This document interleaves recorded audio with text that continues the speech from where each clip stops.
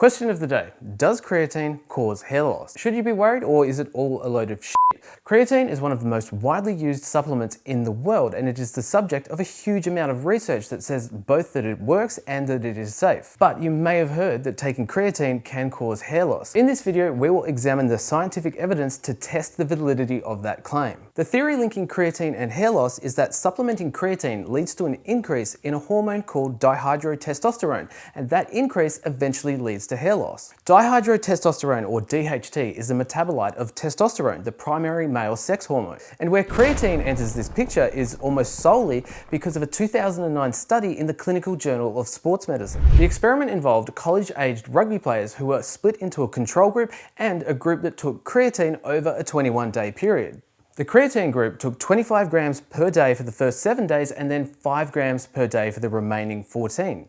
During the first 7 days, the creatine group experienced a 56% increase in DHT levels, and those levels remained 40% above baseline for the remaining 14 days of the experiment. And during that same period, the control group experienced a slight decrease in DHT levels, but it's important to note that all of these changes were well within normal clinical ranges. So from this study, we can conclude that creatine increases DHT levels, and DHT causes hair loss. So creatine causes hair loss, right? Not quite, there's a few things we need to consider first. Most importantly, the results of this study have never been replicated. To date, 12 other studies have looked at the effects of creatine supplementation on testosterone levels, which remember is a precursor to DHT.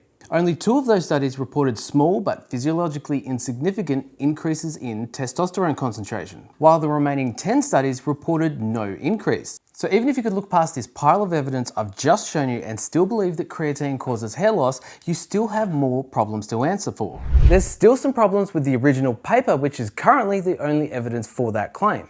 Firstly, the sample size was incredibly small, only 16 participants. Also, whilst the DHT levels did increase, they were well within normal ranges. And the paper didn't even measure hair loss. There was no hair loss reported over the 21 days. And finally, research on DHT's effect on hair loss is still somewhat of an open question. The usefulness of serum DHT level measurement in the diagnosis of androgenetic alopecia is questionable.